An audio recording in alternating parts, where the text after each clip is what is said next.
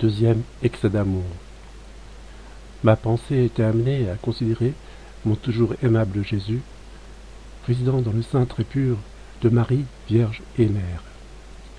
J'étais étonné que notre grand Dieu, qui ne peut être contenu par les cieux, voulait, par amour pour les hommes, devenir si petit et être confiné à un espace si restreint, jusqu'à ne pouvoir ni bouger, ni respirer. Cette considération me consumait d'amour pour mon Jésus nouveau-né. Et il me dit intérieurement, « Vois combien je t'aime, par pitié, fais-moi un peu de place dans ton cœur, sors-y tout ce qui n'est pas de moi, afin que j'y ai un peu plus d'aise pour bouger et respirer. » Mon cœur se sentit alors broyé d'amour pour lui. Donnant libre cours à mes pleurs, je demandai pardon pour mes fautes, promettant d'être toujours toute à lui. Cependant, je devais constater que je répétais la même promesse jour après jour, et que, à ma grande confusion, je retombais toujours dans les mêmes fautes.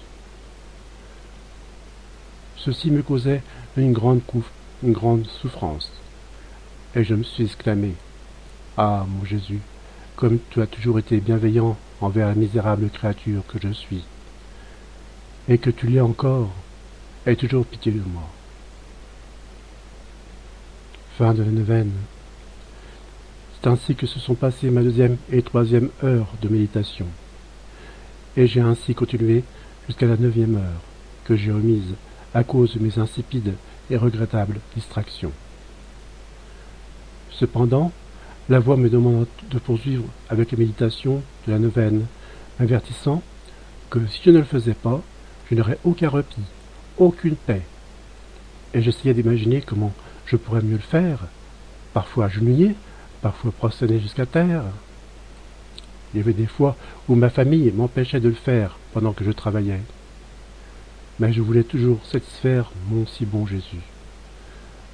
C'est de cette façon que je passais tous les jours de ma sainte neuvaine, jusqu'à la veille du jour où mon bien-aimé Jésus me donna une récompense inhabituelle et inespérée.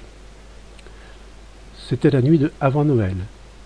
J'étais seul, et sur le point de terminer mes méditations, quand, soudain, je ressentis en moi un courant de ferveur inhabituelle. Je me suis trouvé en présence du très gracieux bébé Jésus. Il était si beau et si charmant, mais à cause du manque d'amour qui lui était donné par les créatures ingrates, il tremblait de froid. Il agissait comme s'il voulait m'embrasser. J'étais ravi de joie. Je me suis levé immédiatement et j'ai couru pour l'embrasser.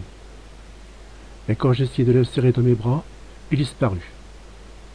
Ceci arriva par 3 fois, et chaque fois je n'ai pu l'embrasser. J'en fus très contrarié. Toute pénétrée d'amour, je suis tombé dans une ivresse amoureuse. C'est difficile pour moi de mettre tout ça dans des mots, car je n'ai pas la bonne manière pour m'exprimer. Je ne nie pas que j'étais toute transformée d'amour par Jésus. Cette ferveur inhabituelle dura plusieurs jours. Ensuite, elle se diminua graduellement. Pendant longtemps, je n'ai laissé transpirer absolument rien de tout cela à qui que ce soit. Par la suite, la voix à l'intérieur de moi ne m'a jamais laissé. Comme je continuais à tomber, la voix me réprimandait après chacune de mes fautes coutumières. Elle me corrigeait et m'enseignait que je devais tout faire très bien. Elle me donnait un nouveau courage quand je tombais, et elle me faisait promettre d'être plus vigilante dans le futur. À présent, notre Seigneur continue d'agir avec moi comme un bon père envers son enfant, de toujours ramener l'enfant égaré dans le chemin de la vertu, de toujours user d'efforts paternels pour la garder à son devoir, afin qu'elle produise pour Dieu honneur et gloire, et qu'elle recherche toujours la couronne enviable de la vertu. Mais hélas, pour ma honte et ma confusion, je dois m'exclamer, « Ô Jésus, comme j'étais ingrate envers vous,